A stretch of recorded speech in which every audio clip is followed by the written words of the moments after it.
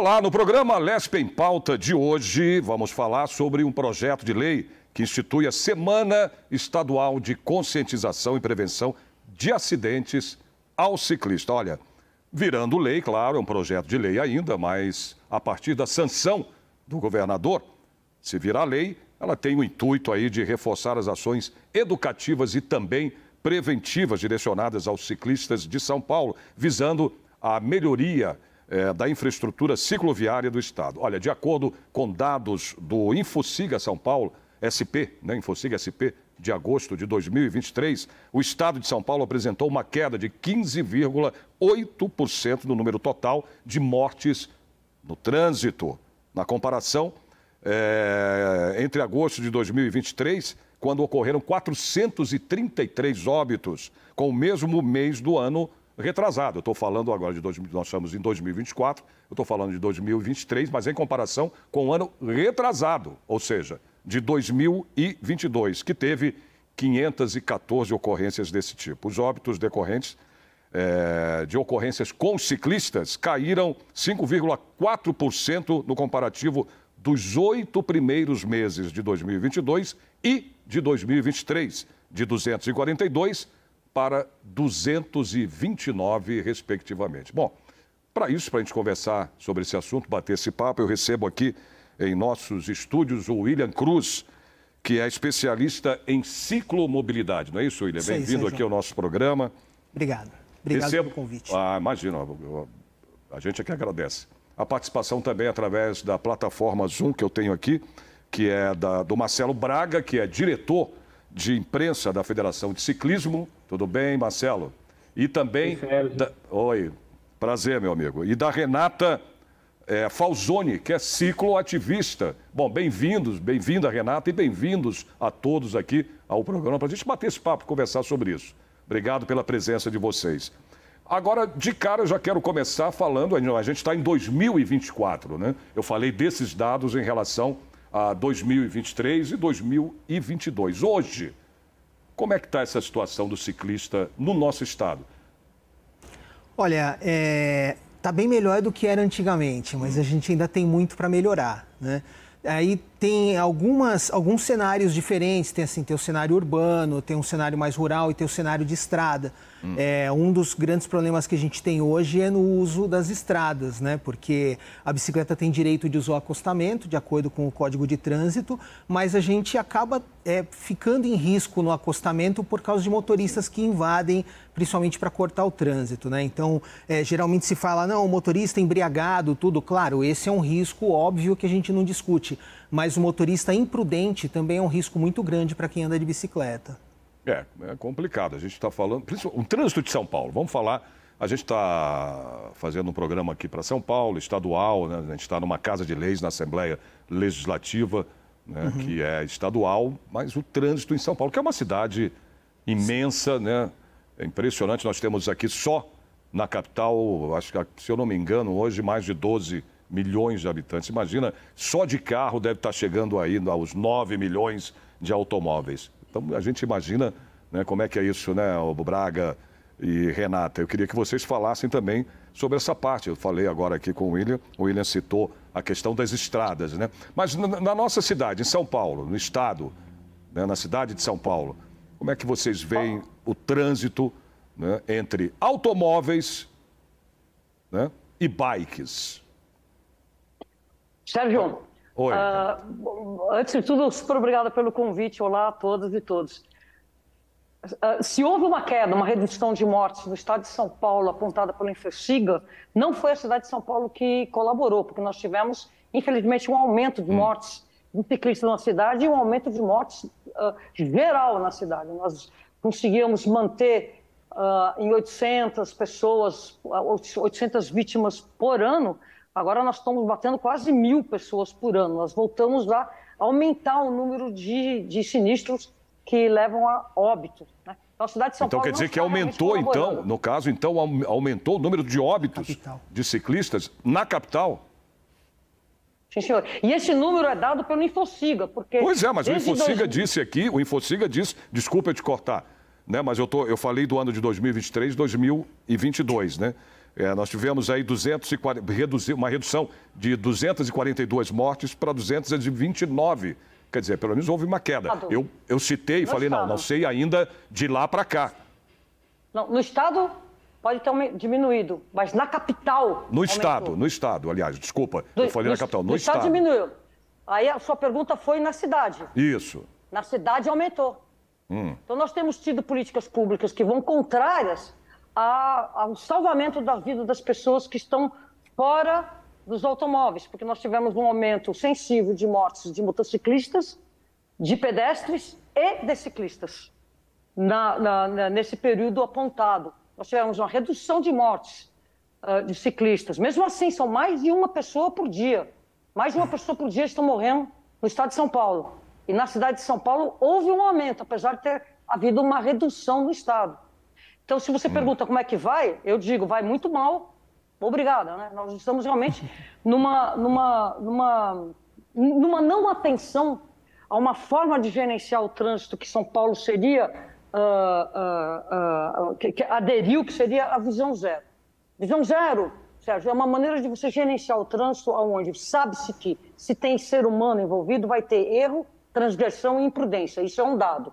Quando isso acontecer, porque vai acontecer, não é para acontecer mortes ou lesões. Então, a cidade de São Paulo, ela vem aumentando a fatalidade no seu trânsito porque as velocidades estão altas.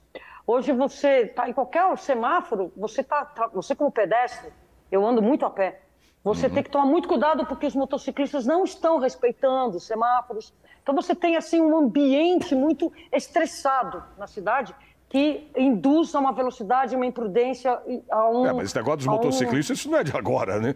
A gente sabe muito bem e vê sempre, ainda mais você que está dirigindo, eu como motorista, eu digo de automóvel, né? Eu vejo muito isso, eu falo, caramba, o cara passa, parece que está nem louco, parece que vai, não é? Então, é complicado também. Não é de agora, viu, Renata? Sérgio, você tem toda a razão, mas assim, eu não queria apontar o foco só nos motociclistas. Não, estou falando que é só nos motociclistas. Não são só eles. É toda uma forma de gerenciar, é toda uma forma de gerenciar o trânsito que não leva o sistema como um todo.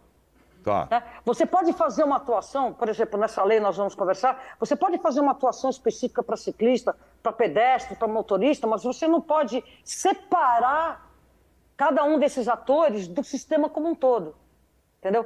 E aqui na cidade de São Paulo nós estamos realmente muito com um descaso muito grande para com um acalmamento do trânsito, que é o motorista andar numa velocidade mais coerente, todo mundo obedecer às regras e a empatia dominar. Porque os erros e as imprudências, elas vão acontecer e quando elas acontecem não pode matar ninguém. Então nós estamos na contramão do sistema de gerenciamento do trânsito de cidades que de fato estão zerando as suas mortes nas ruas.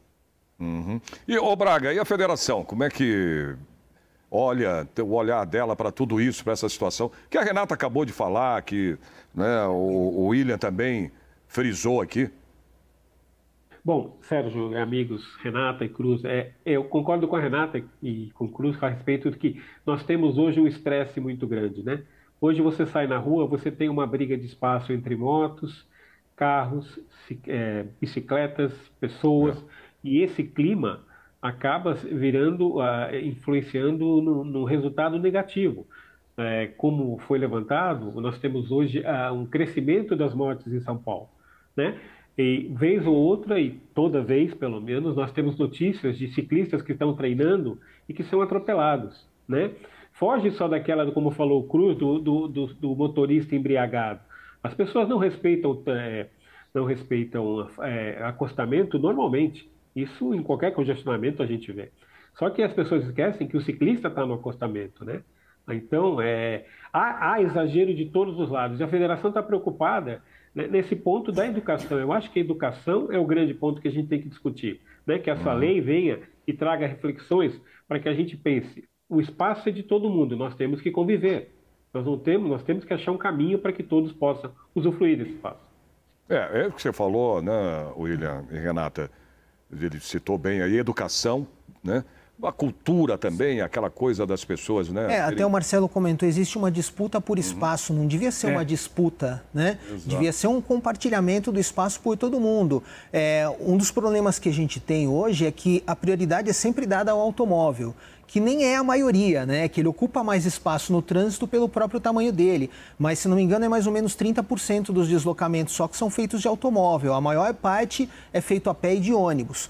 Mas não é nem questão de, quem está circulando mais tem mais direito, né? Quem tem mais direito é a vida, né? A gente tem que sempre proteger a vida. Inclusive, o Código de Trânsito, se você avaliar ele ali friamente, de forma isenta, você vê que as leis, os artigos todos, são todos para preservação da vida, né? Então, as punições, inclusive por multas, grave, gravíssima, têm relação com o prejuízo à vida ou à saúde, à integridade das pessoas, né? Então, a gente tem que pensar o trânsito em deslocamento de pessoas, não em deslocamento de carros, que é o que geralmente se pensa. Então, quando se pensa em fluidez, se pensa em muitos automóveis passando, mas a gente tem que pensar em muitas pessoas. Então, se você precisar diminuir o espaço do carro para poder ter mais espaço para o ônibus, que leva um monte de gente de uma vez, isso tem que ser feito. Se você precisar diminuir um pouco do espaço do carro para alargar uma calçada ou para fazer uma ciclovia, isso tem que ser feito, porque é a proteção à vida. Aí você pensa, mas vai ter menos espaço para o carro? Vai, mas tem que se criar alternativas para que as pessoas possam se livrar do carro.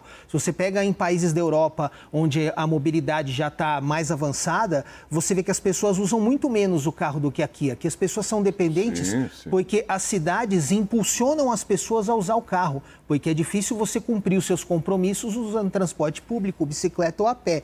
Então, é isso que deve mudar. A gente deve, por exemplo, priorizar o transporte público para que ele seja realmente mais rápido e mais confortável do que ir de carro. Aí a pessoa vai pensar, poxa, mas se eu for de ônibus eu chego antes, então eu vou de ônibus, não vou de carro. É nessa mesma linha que funciona, por exemplo, o pedágio urbano nos centros das cidades, porque daí você dificulta para a pessoa chegar lá de carro para incentivar ela a ir de transporte público. Mas para isso a gente tem sempre que melhorar o transporte público também, né? E para as pessoas adotarem mais a bicicleta, você tem que ter uma cidade que as pessoas se sintam seguras para sair de bicicleta. As pessoas hoje não se sentem seguras, por exemplo, para sair com uma criança de bicicleta na rua. Vou visitar a avó dele, vamos de bicicleta, nós dois, nós três. É difícil para a pessoa pensar isso, porque pensa, vou colocar minha criança no trânsito. Então é para isso que é importante infraestrutura de segurança bem feita, bem dimensionada, com a largura que o CONTRAN determina, que não é o que a gente tem aqui em São Paulo, por exemplo, e que não é o que a gente tem na maioria das cidades, bem sinalizado e com a devida prioridade nas conversões, nos semáforos. Aqui é muito comum a gente chega de bicicleta num semáforo, por mais que a gente está numa ciclovia que é protegida, na hora que chega não tem tempo para o ciclista. Aí a gente tem que atravessar junto com o pedestre, colocando o pedestre de certa forma em risco, porque tem que atravessar na faixa junto com ele, correndo antes que abra o sinal para o carro. Às vezes a gente não vê, o sinal está aberto para o carro, mas a gente não pode ir. Então, tem que melhorar bastante a sinalização e a questão de infraestrutura para que ela seja realmente segura para todos. Não só para mim, para os mais jovens, para a Renata, para o Marcelo, que são bem experientes com bicicleta, mas também para a criança, para o idoso, para a mulher, para todos os cidadãos. A verdade é que se torna uma verdadeira guerra, né? Entre ciclistas, entre pedestres e automóveis, né, Renata? É uma coisa... A Renata, que é uma ativista, né, da bike, de ciclo... Eu queria até falar das ciclovias, né, Renata? Como é que você vê, como é que as ciclovias que são construídas aqui em São Paulo, elas atendem à necessidade? Como é que é? Uma boa pergunta. Sérgio, nós estamos num processo de desconstrução das ciclovias através do recapeamento. O que está acontecendo? A cidade está em recapeamento. Então, você vem pedalando numa ciclovia que te permite ir no contrafluxo. Sabe aquelas ciclovias que tem mão e contramão? Muitas vezes essas ciclovias te colocam você numa... A gente chama de contrafluxo, né? Você está indo na contramão do automóvel. E a ciclovia simplesmente desaparece. Isso desaparece. Eu mesmo fui atropelada numa ciclovia aí na Vila Mariana, exatamente por isso. Estava chovendo, a ciclovia sumiu. Eu continuei descendo a rua e veio um automóvel e o motorista se sentiu no direito de me atropelar, está no YouTube, porque eu estava... Essa foi ótima, essa frase. Se sentiu no direito de te atropelar. Sim, ele justificou o atropelamento dizendo, mas você estava na contramão. Pois é. O cara está dizendo que está errado e fala que você está errado. Estava na contramão. Meu Deus. Olha, eu vou te falar uma coisa. Uma vez eu tive um acidente, só para você ter uma ideia, né? Disso aí, viu, Renata? não com bicicleta nem nada. Foi um acidente que eu tive. E um delegado chegou para mim e falou o seguinte, ela falando, culpou o pedestre. Falou, olha, não interessa se você é culpado ou não. Isso palavras desse delegado. Isso aconteceu no Rio de Janeiro, esse acidente comigo. E ele falou exatamente isso. Falou, o problema é que você está dentro de uma máquina. Não interessa, entendeu? De que maneira foi. Você está dentro de uma máquina. Então você é responsável. Inclusive o Código de Trânsito diz isso, né? Ele diz que você tem que... 29. Você tem que aguardar o final, o pedestre que já está atravessando a rua, o pedestre ciclista, terminar de fazer a travessia. Ele não faz a ressalva se estiver na faixa ou se estiver na ciclovia. Então, mesmo que a pessoa estiver fazendo tudo errado, estiver andando, plantando bananeira, tudo... Falou, não interessa se está errado ou não, você é responsável pela vida dela. Exato. Né, Renata? É exatamente isso que a Renata falou agora. Você apontou? Esse conceito que você nos trouxe, ele é muito importante, porque toda a estruturação da cidade, da mobilidade, ela é feita a partir da máquina, não da escala humana, do ser humano. Então, o rapaz foi lá dizer que o pedestre estava culpado porque era a vez de quem? Da máquina. Essa que é a chavezinha difícil da gente mudar com os planejadores e gestores. Mas voltando às ciclovias, a cidade de São Paulo, nessa gestão, ela deveria ter recebido 300 quilômetros de ciclovias. Nós recebemos menos de 30. E os outros 270 que faltam dificilmente serão entregues. Mas a grande verdade é que nós perdemos um grande espaço de malha cicloviária porque depois da obra do recapeamento a gente está tendo muita dificuldade em fazer essas ciclovias regressarem. Por exemplo, as ciclofaixas da Avenida Roberto Marinho levaram mais de um ano para voltar e nós tivemos que fazer uma ação midiática para que fosse devolvido, depois de um ano do recapeamento da avenida. Quando você sobe pela Rafael de Barros, lá na Vila Mariana, toda aquela ciclovia desaparecida, e ela não tem prazo para voltar. A prefeitura anunciou o programa, o William Cruz vai me ajudar, de alguns milhões de reais aí para recuperação, restauração. Acho que eram 60 milhões, o plano de manutenção permanente de ciclovias. Quanto que foi feito? Não foi feito, porque as ciclovias desapareceram, não tem nem ciclovia para reformar. Então, nós estamos num impasse em que está muito claro nessa gestão que as estruturas cicloviárias não são prioridade, e muito menos o incentivo da ampliação da malha cicloviária, porque o prometido de 300 quilômetros ficou em 30, e se em 3 anos não conseguiu entregar mais do que 30, não vai conseguir entregar 270 no último ano, nem com muita reza brava, sabe? Não tem como. Imagina, é a mesma coisa que o prefeito começar a retirar as faixas de travessia da cidade toda e dizer, calma que um dia volta. Enquanto isso fica sem, as pessoas têm que se virar para atravessar. É mais ou menos isso que está acontecendo com as ciclovias. Ô Marcelo, você até sabia do Marcelo, você como assessor, né? Você é diretor de imprensa, né, da Federação aí de Ciclismo. Você é como vamos dizer assim, você costuma sair, andar de bicicleta, como é que é o teu... Apesar de você ser o diretor de imprensa aí da federação, mas você tem o hábito de andar de bike? Sérgio, eu acompanho bastante eventos de bicicleta. Ultimamente eu não tenho andado de bike, porque eu acabei colocando uma prótese, mas eu tenho que voltar a andar, né, Renata, para fortalecer a prótese. Mas eu acompanho bastante passeios ciclísticos, acompanho bastante competições. E voltando a essa parte da cidade, eu acho que estão apagando as faixas, né, de ciclista, né? As ciclovias estão sendo apagadas. Como disse a Renata. Então, elas estão sendo apagadas e esse fato está sendo aproveitado pela gestão para que não voltem tão cedo. Ou você faz um barulho ou elas não voltam, né? Então, aí nós voltamos naquele primeiro papo, dizendo, se nós não temos a faixa, a ciclofaixa, ou a ciclovia, para onde vai o ciclista?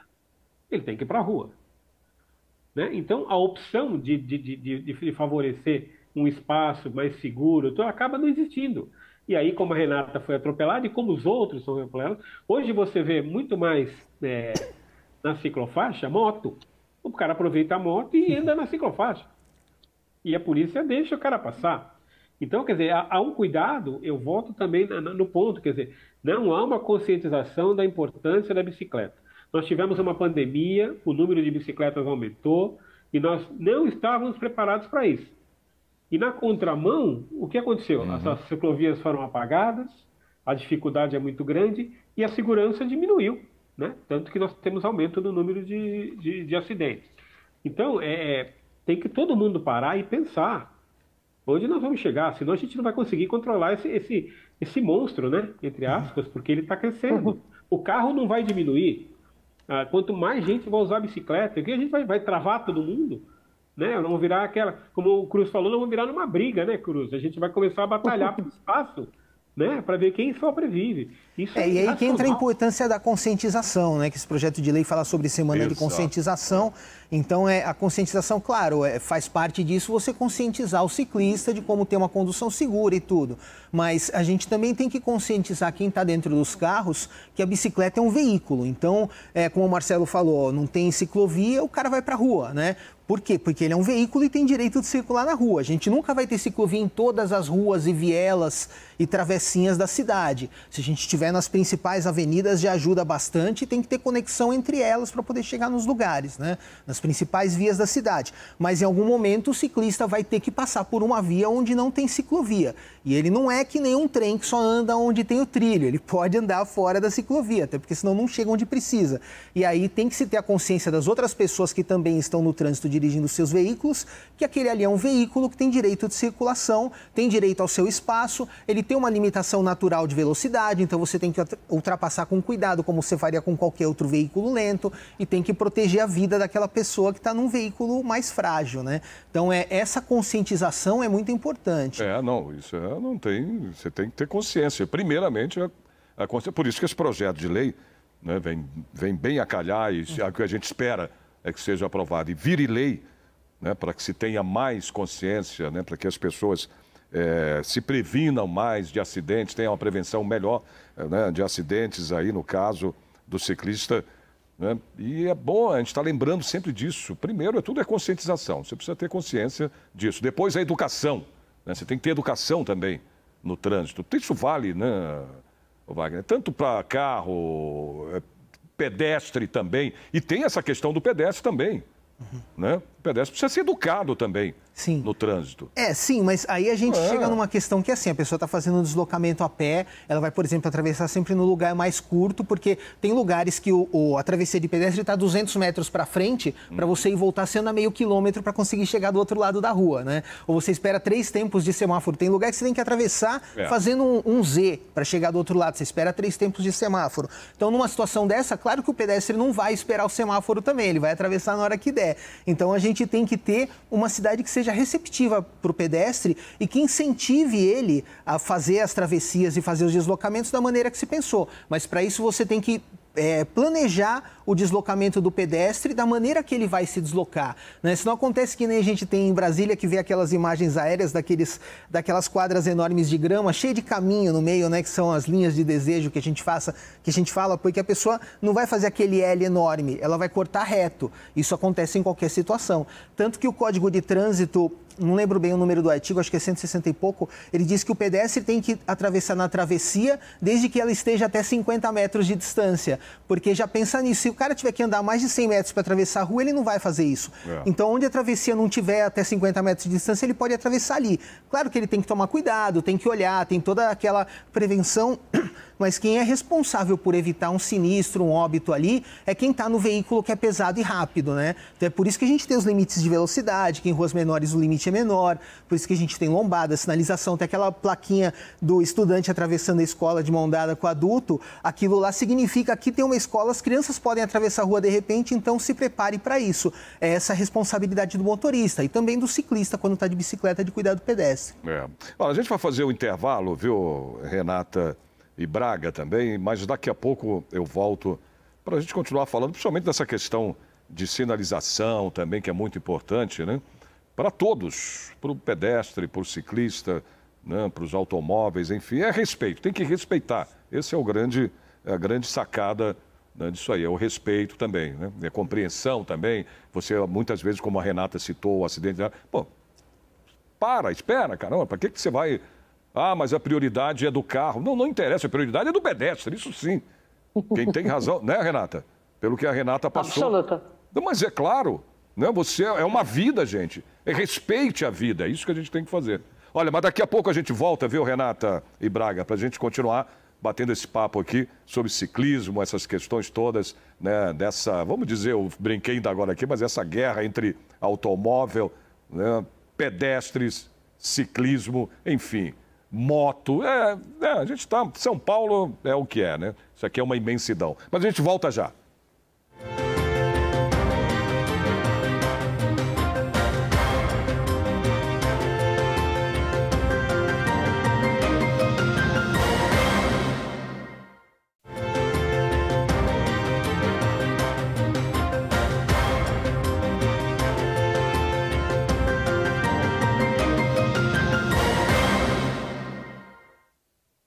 Estamos de volta com o programa Lespe em Pauta, falando hoje sobre ciclismo. Renata, você falou até no começo do programa, vamos falar mais sobre esse projeto de lei. Eu queria que você falasse um pouquinho mais também da importância dele, né? Que é a prevenção, a conscientização, enfim. Quando a gente fala em bicicleta e o estado de São Paulo, a gente, além dos centros urbanos, a gente tem que, como já falou o Cruz, imaginar nas estradas e também imaginar as estradas de terra onde muitos ciclistas circulam. E quem está circulando aos fins de semana nessas estradas de terra está consumindo, está aquecendo a economia local. Então é muito interessante que o estado de São Paulo tenha um olhar para esse cidadão que se desloca no estado como um todo de bicicleta. Então a gente tem um grande problema que é, por exemplo, as estradas que passam em municípios e que ela tem aquela característica rodoviarista dentro do centro urbano. Isso tem que ter um olhar todo especial, porque é necessário você criar ciclovias, calçadas, você criar um ambiente seguro, urbano, nesse local por onde passa uma estrada por um município. E isso é uma coisa que os prefeitos relatam muita dificuldade. Então, assim, eu não estou ao par desse projeto como ele é, mas é muito importante esse olhar da gestão estadual, que é os que também pegam as rodovias, no sentido de ter um trânsito compatível com o centro urbano. E quando a gente também fala assim, vamos asfaltar as estradas vicinais, né? Ter um olhar muito importante de que uma estrada vicinal tem uma criança andando a pé para a escola, indo a cavalo para a escola, indo de bicicleta para a escola, compartilhando uma via de terra que normalmente, por ser de terra, ela é mais calma. E por essa via também passam muitos ciclistas que ao fim de semana consomem, ajudam aquilo que a gente chama da prevenção do êxodo rural. Então tem aquela dona Mariazinha que vende bolinho e vai lá, passa aquela horda de ciclistas e come tudo naquele barzinho, naquela casa, se hospeda.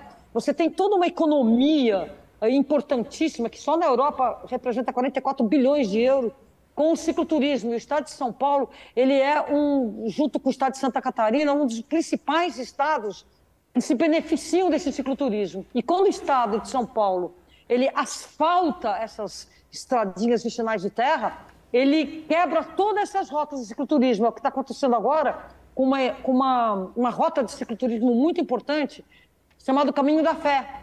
E por ter tido um trecho asfaltado, está comprometendo toda a linha de 300 quilômetros de cicloturismo por conta de um trecho que foi asfaltado no interior, mais perto lá de Águas da Prata. Isso compromete muito todo um sistema econômico que, às vezes, a Secretaria de Logística não tem olhos. Então é fundamental essa lei para que traga a pauta, a luz das discussões nas plenárias, de que sim, as estradas de asfalto, quando são asfaltadas, tem que ter ciclovia, tem que ter calçada, e que não adianta colocar lá 30 km por hora, cuidado do pedestre, cuidado do ciclista, porque o asfalto é um indutor de velocidade dos automóveis. E por mais que a população local entenda que o asfalto é bom, é importante, tem um efeito negativo do lado que a gente não pode deixar de prestar atenção. E não é prestada atenção. Então, essa lei é interessante porque traz, pelo menos, esse debate, entende, Sérgio? Muito bom isso. E como é, Marcelo, como é que a federação vê essa questão da ampliação da malha viária, no caso aqui, da cicloviária, aqui no estado de São Paulo? Isso é fundamental a importância disso, Sérgio, a gente pode notar, por exemplo, quando você tem no fim de semana as ciclofaixas também que são implantadas. Eu não estou aqui discutindo se elas funcionam ou não, mas a ideia é muito boa. e você vê o quanto as pessoas buscam esse espaço, né? Você quer um lugar seguro para você pedalar, né? Então, quanto o maior investimento, né, nesse processo, você vai estar investindo na vida e na segurança das pessoas. E ainda fazendo com que as pessoas se preocupem e tenham condições de investir em prática esportiva, em qualidade de vida e melhorar a sua saúde, né? Então, é toda uma corrente, uma cadeia que está ligada e que é importante todo mundo assumir o seu papel. A Renata estava falando sobre discutir tudo isso, né? Cada ponto para que as pessoas, o que importa em cada município. Nós temos que realmente envolver todas as pessoas. Nós temos que envolver os municípios, prefeitos, para que as pessoas percebam a importância da bicicleta e o que o ciclismo pode trazer de benefício para as pessoas da sua cidade, para as pessoas do estado e para as pessoas do seu país. Então é uma discussão ampla, onde todo mundo, onde esses atores precisam saber que eles têm importância. Não adianta você ter um plano ótimo, uma ideia fantástica, e depois chegar lá na base e não implementar porque uma pessoa não foi ouvida e não concorda com aquilo. Por exemplo, o Caminho da Fé. Esse trecho asfaltado poderia ser discutido e ter mostrado por que o asfaltamento desse trecho pode prejudicar a cadeia que a Renata falou. Por quê? Porque acaba com o interesse do ciclista, você se preocupa com a velocidade, os carros realmente vão andar mais rápidos, aí você já começa a pensar na segurança das pessoas que habitam aquela região. Então, é uma discussão bastante ampla, onde todo mundo precisa assumir seu papel. Interrompendo você, Sérgio, Renata, não, pode falar, Renata. Nós temos no estado de São Paulo um ambiente de negociação, um ambiente de discussão, que é o Ciclocomitê Paulista, que foi criado na segunda gestão, naquele trechinho de gestão do Márcio França, que aí você vai me dizer quando foi, quando o Alckmin saiu para sair candidato. E funcionou muito bem, aí nós conseguimos fazer, o Ciclocomitê foi criado e ele discutiu aquele passeio que você deve ter visto as imagens, mais de 40 mil ciclistas descendo. Sim, mais de 40, mais de 40 mil ciclistas descendo ali. Tudo isso, aquele ambiente que é o Ciclocomitê Paulista discutiu esse evento que chamava-se Pedal Anchieta. Teve depois, no ano seguinte, repetiu-se esse evento. E também nesse ciclocomitê estava se discutindo várias outras questões. Você pedalar nos parques estaduais, você ter trilha, você ter a prática do esporte mountain bike dentro desses parques. Também as rotas de cicloturismo, uma delas seria pelo Planalto Paulista, ao longo da Serra. Enfim, o Ciclocomitê Paulista, eu não sei qual é o termo correto, o Cruz vai me ajudar. Ele foi sucateado, ele existe, mas não existe. Então, essas discussões não acontecem mais. Então, os lugares são asfaltados, não é consultado, não se sabe se pode ou não colocar ciclovia ou faixa de pedestre, desculpe, calçada. Não existe mais um local instituído de negociação, de conversa entre os ciclistas, os atletas e o governo do estado. Porque, por uma falta mesmo de uma coisa republicana. Dá trabalho? Dá. Então, por isso ele foi meio deixado de lado. E as pessoas eleitas para estarem nesse cargo, pouco se cansaram de propor, de cobrar, e o Estado não dá uma devolutiva correta de acordo. Cruz, me completa, por favor. Eu fiz parte do Ciclocomitê Paulista por 2 anos, né? Fui eleito por 2 anos. Antes disso, eu já acompanhava presencialmente. E, assim, teve todas as negociações para o Pedal Anchieta, que acabou saindo, até porque teve um interesse dos governadores de então para fazer, né? A gente precisa do interesse do governador de agora também para que ele possa ter mais uma edição, que a gente não conseguiu ter mais. E, assim, uma das grandes dificuldades. O Ciclocomitê Paulista deve ser um comitê consultivo, né? É um grupo de trabalho que não tem só ciclistas ali. A gente tem gente de várias secretarias, né? De logística, tem gente do turismo, tem representantes dos municípios. Então, é um colegiado, assim, que tem sociedade civil e várias instâncias do executivo, para resumir. E, assim, a gente discute ali várias coisas relacionadas ao uso da bicicleta no estado. Então, um dos pontos principais é o uso nas estradas. E aí, o maior problema que a gente tinha lá era de convencer os agentes públicos de que a bicicleta tem direito de usar as rodovias, né? A gente acabava tendo discussões em relação a isso, que é um absurdo, porque é o direito básico de circulação. Então, e aí durante um tempo, enquanto eu estava lá ainda, pelo menos a gente era um pouco mais ouvidos, nossas demandas eram mais consideradas, eram um pouco mais levadas a sério, mas com o tempo acabou ficando uma coisa mais figurativa. Então, a discussão não sai dali, não se traduz em resultado no mundo real. E muitas, como a Renata comentou, tem coisas que deveriam passar pelo Ciclocomitê Paulista, porque a visão prática dos ciclistas, a gente tem representantes de várias formas ali de ciclismo, né, de parte de mobilidade, de cicloturismo, esportivo, tudo, e essa visão que os ciclistas têm prática sobre o assunto poderia ajudar muito o governo estadual e as diversas instâncias do estado a ter mais segurança para quem trafega de bicicleta nas rodovias, né? Questão de infraestrutura, tal, ou que nem esse caso do Caminho da Fé, podia falar, olha, a gente precisa asfaltar lá, como que a gente pode fazer isso de uma forma que não coloque ciclistas em risco? Ou então, olha, tem um trecho que está acontecendo muito acidente com ciclista, né? Vocês têm alguma ideia para, de repente, melhorar aquilo? Porque, claro, tem as boas práticas, tem a questão de engenharia de trânsito, tem a questão de legislação, mas, às vezes, um pequeno detalhe, como você tem uns acessos da Bandeirantes, que hoje em dia tem umas placas ali, atenção, ciclistas no acostamento, alguma coisa assim, uma placa dessas já muda muito, porque aquilo ali legitima a presença do ciclista na rodovia e a gente tem muito motorista que se acha no direito de assustar o ciclista ou de jogar o carro em cima alguma coisa porque acha que o cara está fazendo alguma coisa errada de estar ali, né? Não que isso lhe dê o direito, né? Mesmo que estivesse fazendo alguma coisa errada, mas estimula um comportamento porque o cara acha que está errado o ciclista estar ali. Então, se você só tiver uma placa avisando que tem ciclista na via, já é uma coisa que muda muito, entendeu? E isso é uma coisa que você não precisa de legislação para fazer uma placa que é informativa, né? Então, tem várias coisas assim que o Ciclocomitê Paulista pode ajudar e poderia ser mais ouvido. Em relação ao pedal Anchieta, você imagina o fluxo de comércio e de arrecadação de impostos que 40 mil ciclistas num dia não geram, né? Só as empresas de ônibus que o digam, né? Porque você tinha que reservar com uma boa antecedência para conseguir ter o ônibus no dia na volta, porque 40 mil pessoas voltando. E assim, no meio do caminho, os ciclistas vão parando, vão consumindo nos lugares, consomem na cidade de destino também. Então, é um evento que interessaria bastante para o Estado. O Estado precisa entender isso e comprar essa ideia. Inclusive, tem um capital político grande que pode ser aproveitado, porque 40 mil pessoas mais os seus familiares não é nada de se jogar fora em termos de eleitores, né? Os ciclistas são cidadãos como outros quaisquer e têm as suas necessidades, as suas demandas, seus desejos também devem ser atendidos. E como a Renata estava falando, né, sobre essa questão toda de você ter... Claro, tem custos? Tem, a gente sabe disso, né, Renata e Marcelo? Porque também, cara, não é...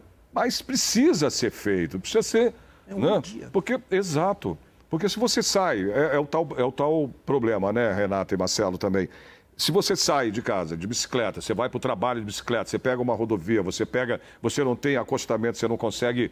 né? Ou que seja, como a Renata falou, o acostamento ou a ciclovia, né? Para você poder trafegar com a sua bike, e você está indo. Aliás, até o Marcelo falou disso, de que é bom para um monte de coisa, principalmente para a saúde, né? Você andar de bike faz bem. Sim, isso acaba gerando uma economia indireta para o Estado, né? Porque você economiza na saúde pública. Exatamente. Né, Marcelo? Eu estava lembrando de um ponto, na parte desportiva, na parte da federação. Hoje, para você fazer um evento ciclístico, e existe uma carência de eventos, porque você precisa do apoio do poder público nas cidades. Exatamente. Se você não tiver o apoio da cidade para o trânsito, para que as coisas aconteçam, não sai. Então, existem cidades que realmente são parceiras do ciclismo e que colaboram para que você possa levar grandes eventos internacionais. Mas, por outro lado, a gente encontra muito também cidades onde as pessoas, por falta de conscientização, educação, o que quer que seja, acham que o evento está atrapalhando a vida delas. O evento demora 3 horas e parece que isso vai acabar com a vida delas. Então, isso acaba desmotivando investimentos no esporte.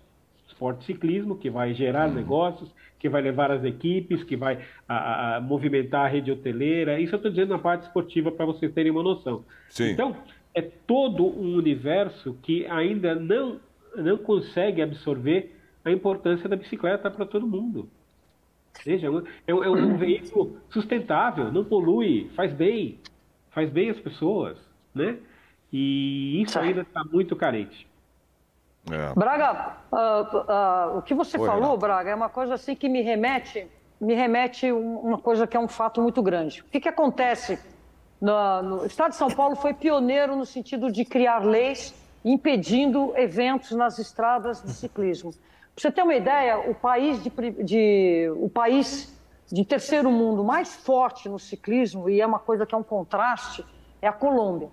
A Colômbia é o único país de terceiro mundo que, de fato, tem um ciclismo fortíssimo, fortíssimo. Se você pegar os primeiros 20 ciclistas de estrada do mundo, você vai ter que pelo menos 5 são colombianos. Sim. E isso não é uma regra do resto do mundo. O Brasil, as autoridades das estradas, elas proíbem as competições de ciclismo de estrada. Nós tínhamos o Tour do Brasil, o Giro do Mercosul, o Tour de São Paulo. Você vai me dizendo aí, Braga, eu estou falando dos nomes, a gente tinha o Tour do Rio, e todas essas provas são celeiros de grandes atletas de competição e também treino.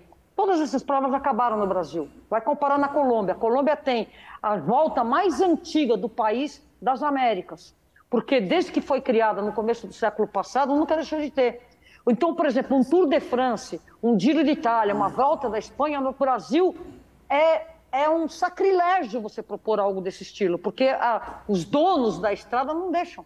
Não acontece. Você não consegue desenvolver o ciclismo. Faz algumas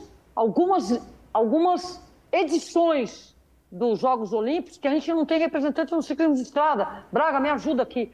Porque a gente teve, depois de 20 e tantos anos, um rapaz no velódromo, e depois disso faz tempo, depois da última geração do Pagliarini, do Murilo Fischer, nós não temos nenhum representante de ciclismo de estrada nos Jogos Olímpicos, porque a gente não tem um cenário, um ambiente brasileiro que promova o ciclismo de estrada. E tudo isso por causa das autoridades de estrada. Desculpe. O Marcelo estava falando e eu estava pensando nisso, viu, Renato? Estava para dizer isso. Na Europa é muito comum você ter competições de ciclismo de estrada que fecham alguma estrada, alguma rodovia por algumas horas, até a população local vai ali torcer tudo, fica na beirada da pista, tudo. Aqui você não consegue fazer uma coisa dessa. Se você quiser fechar uma estrada de alto tráfego por uma hora, você vai ter inúmeras dificuldades. Eu nunca vi, eu não soube até hoje. Então, isso era uma das coisas que a gente tentava negociar no Ciclocomitê Paulista, porque é impraticável. Assim, tem uma série de regras para você cumprir, mas na prática você não consegue cumprir em todas elas. Então, você não pode, por exemplo,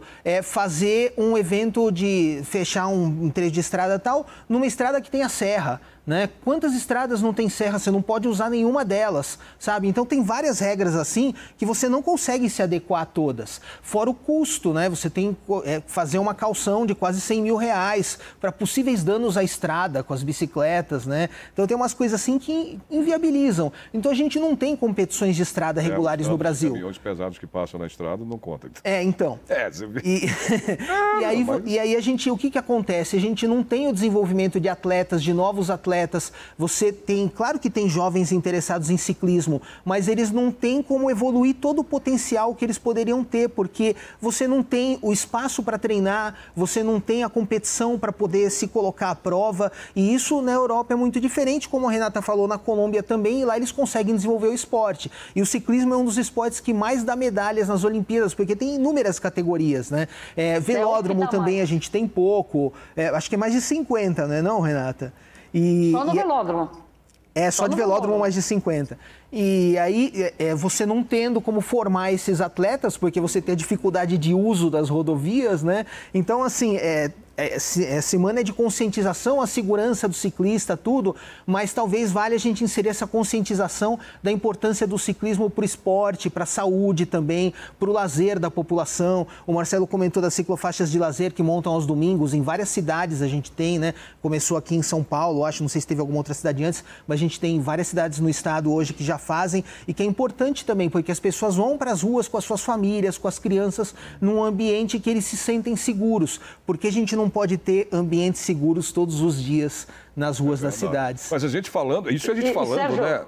Oi, Renata, pode falar, querido. Só um adendo daquilo que o Cruz estava falando, dentro dessa pegada dessa legislação que não permite eventos nas rodovias, se você chama 5 amigos seus para pedalar na estrada para um treino, isso é considerado evento. Então, eles tiram o pelotão de treino porque é um evento e não tem autorização. Você pode levar uma multa altíssima, inclusive. Entendeu? Então, eles cercaram a prática do ciclismo de estrada de uma maneira que inviabilizou. Conclusão, não temos mais atletas nos representando. Se eu for viajar, né, na rodovia e levar um grupo de meia dúzia de amigos, a gente vai todo mundo viajar de bicicleta, a gente pode ser parado, fazem a gente voltar de alguma forma, num carro, alguma coisa, e a gente ainda pode levar uma multa porque está fazendo um evento sem autorização. Então, assim, na prática, eles não fazem isso, mas a portaria que existe, não lembro do órgão, mas a portaria que existe, que regula eventos em estradas, dá margem a fazer isso. Então, se alguém quiser interromper um grupo ali de meia dúzia de pessoas, fala assim, não, é um grupo de pessoas, está caracterizado como evento, além de tudo, a gente ainda leva uma multa meio pesada. E aí, Braga? O Braga com a federação, que é o assessor de imprensa, diretor, tá aí, ó. Oi, Braga. Por exemplo, a gente teve até pouco tempo, como citou a Renata, o Tour do Brasil, que era... Nós já tivemos Tour de Santa Catarina, do Rio Grande do Sul... Porque a gente está falando, você viu que eles falaram na tua área, inclusive, né? Que é a área de eventos. Tá aí, ó. Então, por exemplo, a gente teve até 2014, 2016, mais ou menos, o Tour de São Paulo. O Tour de São Paulo movimentava, pelo menos durante uma semana, uma caravana de 800 pessoas. Equipes, atletas, organizadores, imprensa, que percorriam o estado de São Paulo e que levavam e que movimentavam cidades do interior de São Paulo com o ciclismo. E como é que isso foi feito? Foi feito com o apoio do governo, apoio das concessionárias das rodovias. Entendeu? Então todo mundo... Por que se essa fórmula funcionava, por que ela não pode funcionar de novo? É questão de todo mundo pensar e fazer. Por que não é? O evento é bom, o evento traz destaque para o país, destaque para o estado, para as cidades, que vão estar movimentando a sua economia. Então, o bom exemplo está aqui pertinho. Foi ontem, né? Praticamente, né? Não estamos muito distantes. Mas só que, de repente, nós entramos num período onde entrou o que a Renata falou e que o Cruz falaram, que foi caindo. Você não tem apoio para você fazer um evento, você precisa, entre aspas, implorar para que as cidades participem. Então, fica muito difícil para a federação cumprir a sua programação de eventos. Para esse ano, para essa temporada, a gente tem várias voltas programadas e que nós estamos querendo realizá-las, né? Mas lembrando que nós precisamos contar com o apoio das cidades e de pessoas que gostam do ciclismo. Agora, saindo agora da parte de eventos, né? A gente sabe disso tudo, mas a gente tem um país que mais se anda de bike, que é o Japão, né? É impressionante, né, Renata? E como... Mas é o tal negócio, é cultura, né? Tudo isso, né, Renata? No caso específico do Japão que você falou, toda a calçada é ciclovia. Pois então, eles estão... A cultura japonesa, ela é muito calcada a respeito entre as pessoas, entre os cidadãos. Isso é incrível, incrível. Eu pedalei muito lá na época da Copa do Mundo de 2002, né? Coreia e Japão.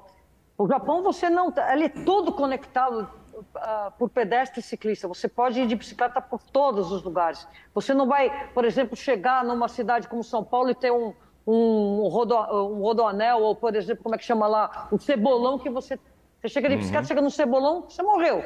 Você não tem para onde ir. Lá não, qualquer obstáculo urbano que é de concreto, viaduto, túnel, ponte, você tem a solução para o modo ativo, para quem vai a pé de bicicleta. Todo. Então, todo o Japão é construído com base orgânica, a partir da pessoa. Não tem travessias de... Mas é muito dinheiro investido para promoção também dos automóveis, porque você tem, assim, as rodovias urbanas, elas são tubos totalmente fechados, você tem o prazer de não ouvir os automóveis nos centros urbanos, as cidades não são barulhentas, né? É um outro conceito, mas o Japão é um país de muito dinheiro. Então, você consegue cidades resilientes e movidas a pessoas, desde que você tenha mesmo em países com menos dinheiro, menos capital, para criar cidades assim, todas tecnológicas, você consegue desde que você coloque foco nas pessoas. Por exemplo, se você vai para Cuba é um lugar excelente para você pedalar. Por quê? Porque as pessoas, aqueles carros velhos que andam aos pedaços, as pessoas prestam atenção. Eu me lembro de estar em Cuba pedalando e andei numa contramão. Vieram umas 3 pessoas. Não anda na contramão porque é perigoso. Eu olhei aqui, como assim? Não tem ninguém. Não ande na contramão que é perigoso. Então as pessoas cuidam umas das outras. Você vai para a Holanda. A Holanda tem, assim, 45%, 50% em Amsterdã, as viagens são feitas em bicicleta. E os automóveis lá, os motoristas, se encostam numa pessoa, eles têm a presunção da culpabilidade, é o presumed guilty. O motorista vai responder na cadeia, porque se ele encostou no ciclista com seu automóvel, ele sai de lá como culpado e depois que ele vai defender-se como inocente de um eventual sinistro atropelamento. Então você tem, já na Alemanha, que é um país onde se roda muito de bicicleta, você também tem muitos sinistros com ciclistas, porque você tem as autobahns, já não é um lugar, é super seguro, não vamos comparar com o Brasil. Mas olha, Renata... A Holanda e tudo mais. Não, você tem razão. A Renata também já andou de bike no mundo inteiro, né? Não, e a Holanda tem um cenário interessante que dá para a gente traçar uma linha com a gente, com o nosso caso aqui em São Paulo. Mas eu digo, porque a Renata já foi em tudo, né? Já rodou o mundo inteiro. Mas, gente, olha, infelizmente a gente está chegando aqui ao final do programa. Tinha mais perguntas a vocês aqui, mas o meu diretor está falando para encerrar que a gente chegamos ao final. Eu queria agradecer a participação da Renata. Viu, Renata? Obrigado. A participação do Marcelo Braga, que é o assessor de imprensa, diretor de imprensa, né, da Federação de Ciclismo. Obrigado. E agradeço também a participação aqui do nosso William Cruz, né, William? Que é um verdadeiro ciclomobilista, vamos dizer assim. Pode ser. Pode ser, né? Pode ser. Um cara que anda, não tem negócio de carro, né, de moto, é bike. Obrigado pela tua participação. Obrigado. Bom, o Alesp em Pauta de hoje termina aqui. Até o nosso próximo encontro.